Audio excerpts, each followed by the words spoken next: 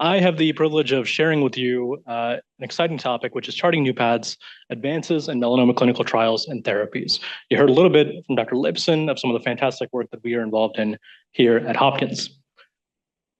Here are my disclosures. Now, I will level set once more with a fundamental idea that you have seen a couple of times from Dr. Scharfman and Dr. Lipson, and that is for a long, long time, in the not too distant past, we were dealing with very few options for treatment of melanoma, just for in particular. That has exploded just over the past 15 years to include targeted therapies. You heard about some of those from Dr. Tao and Dr. Scharfman, immunotherapies. You heard about that a little bit from Dr. Scharfman and Dr. Lipson here as well. But the take that I want to give you on this is that each of these now approved therapies started as a clinical trial. And it was yesterday's clinical trials that really became today's standard approved therapies.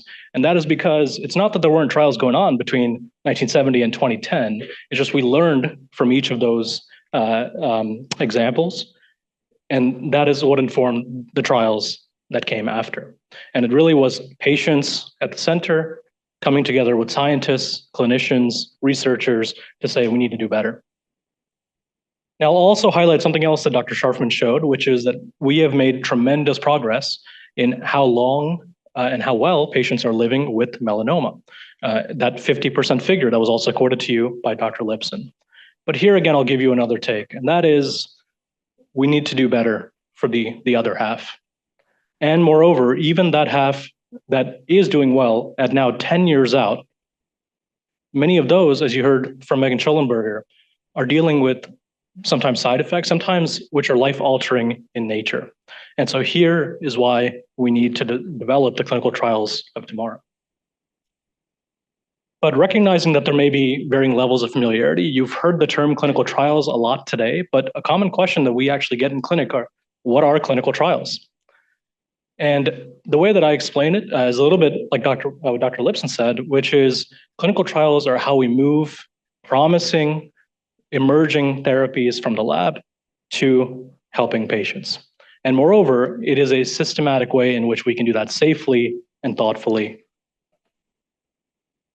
Clinical trials strive to answer three simple questions. Is it safe? Does it work? And is it better than what we have now? Right? Those are the three basic things that clinical trials are trying to answer. For your awareness, there is technically a fourth question that we always try to answer. That is, after a therapy is approved, we are always monitoring that agent as it gets out to more and more patients to understand, is there anything else that we need to know as this is now getting into a larger population? Another question that we often get, when should I consider a clinical trial? Let's think about this in the context of what a patient often goes through, right? We have an initial treatment choice after their diagnosis. We have some active treatment that the patient then starts. And that patient may go on to do well with that treatment, or in some cases, unfortunately, their cancer, melanoma, may grow. Now, the natural tendency, of course, is to think about when that cancer grows, should we consider the next standard of care treatment? Or should we consider a clinical trial? You heard about one such trial that we have up and running at Hopkins from Dr. Scharfman, and certainly that is a very important thing to consider. But here, the case I'll make for you is that there's an opportunity to consider trials at each of these junctures.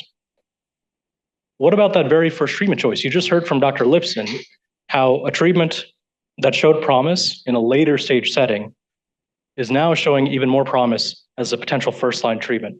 That's our Johns Hopkins study looking at how can we optimize immunotherapy for patients with basal cell carcinoma. What about while someone is getting treatment? Or what if they actually do well with their treatment? What if there was a way in which we could still make that process better for them? What if we could monitor, or predict if they were going to do better with that treatment earlier than waiting for the next scan?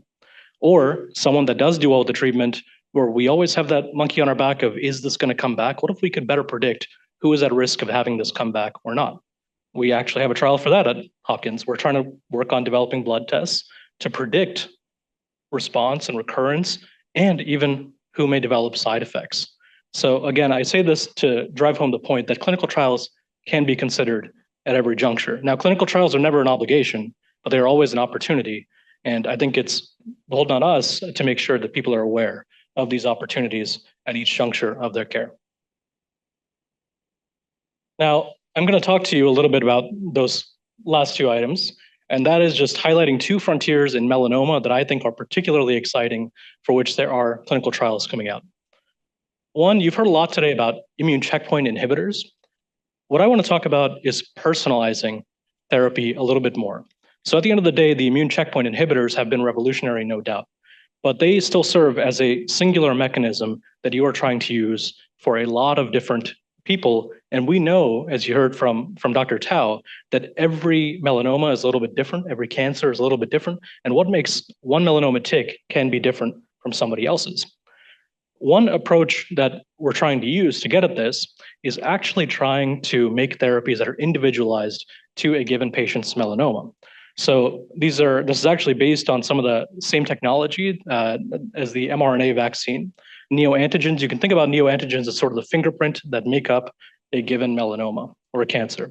So first, physicians or doctors take a sample of the patient's tumor and blood so you can identify and understand exactly the unique genetic mutations of that cancer. An analysis is performed to understand what might be the best cancer fingerprints that may train and activate the patient's immune cells. And an individualized therapy is made for the patient. In this case, I'm going to talk to you a little bit about the mRNA approach to this. And that is given back to the patient, sometimes alongside an immune checkpoint inhibitor, to give it a more targeted angle at helping that specific patient. So this is not to overwhelm you with details, but just to show you that clinical trials sometimes get a little bit complex. But to show you that at the end of the day, what we're trying to do is improve upon a standard of care. I say this because a lot of times another question that comes up is about randomization, and patients rightfully ask, well, I don't want to be randomized to a placebo type of arm. And what I will highlight is that I think we, trying to be good stewards for our patients, always want to ensure that if we are considering a trial, that the randomized portion of that trial is always at least the standard of care that they would receive. And that is the case in this particular trial that we had up and running at Hopkins that Dr. Scharfman was actually leading. This is an international trial that just wrapped up its recruitment. So in this study, patients with high-risk melanoma, as you heard from Dr. Lang, stage 3 or 4 melanoma that was actually removed with surgery, were randomized 2-to-1. One arm got the standard of care, 1 year of immunotherapy to try to prevent or delay that melanoma from coming back. Other arm, 2/3 of patients actually received an mRNA neoantigen injection that was designed based on proteins that their specific melanoma expressed, along with the 1 year of immunotherapy.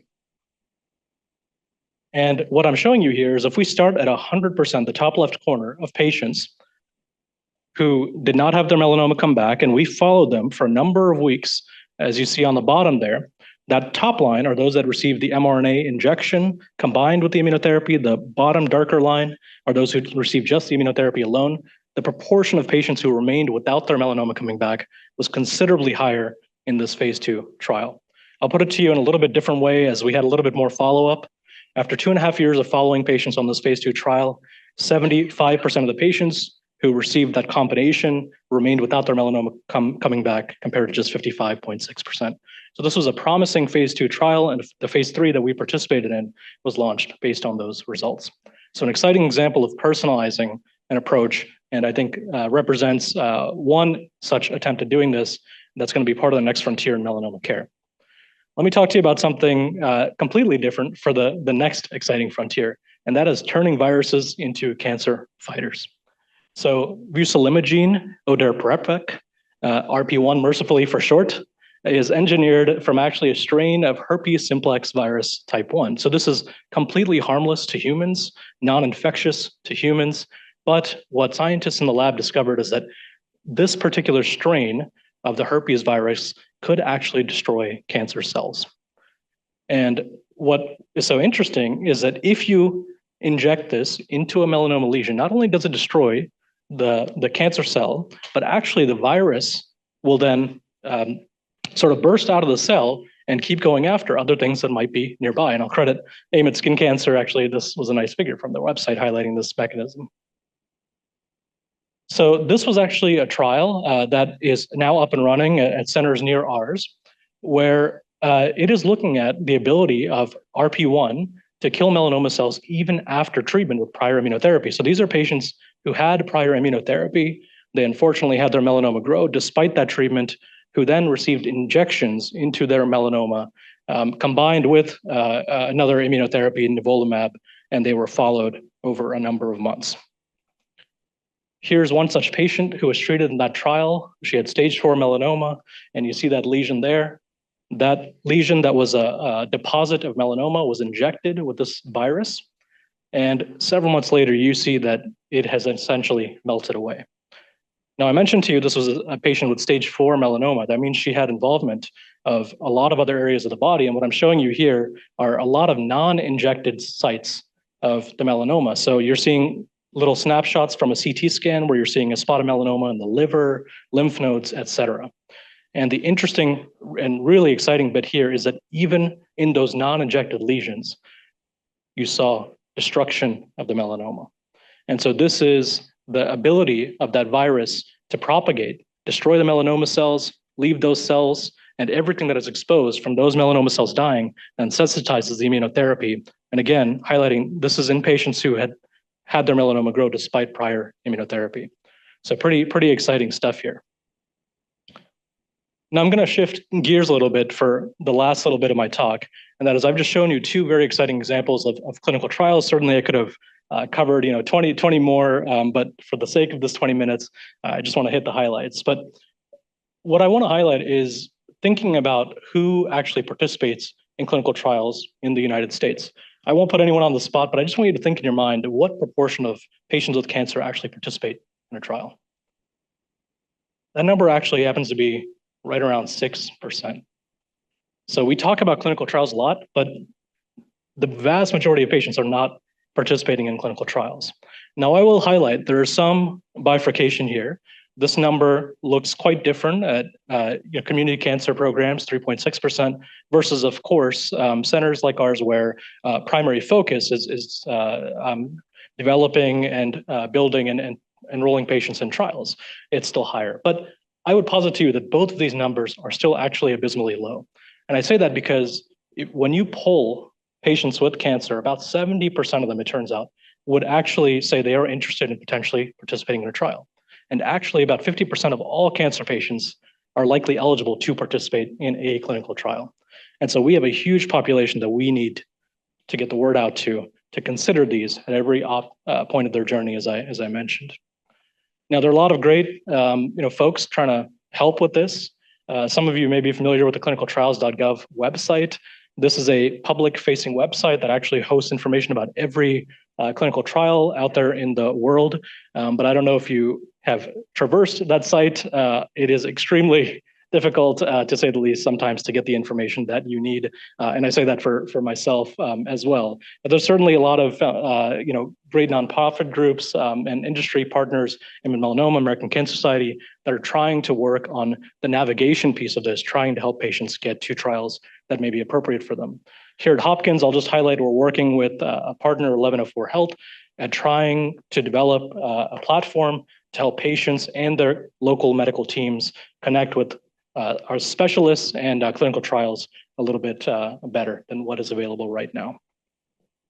So with that, I'll just take us back to the slide that I showed to show all the advancements again that have been made, of course, over the past 15 years. But I will highlight for you, and I'll leave you with a closing note, that we are just at the beginning. Over the next decade, we're going to see the next wave of personalized therapies, the next generation of TIL therapies, ImmTAC therapies, BiTE therapies, lots of exciting stuff coming down the pipeline. But getting all of those approvals requires brave patients, including many in this audience, that are really willing to invest the time and advocate for themselves and other patients with melanoma to move the field forward for everyone else. So with that, thank you very much for your attention.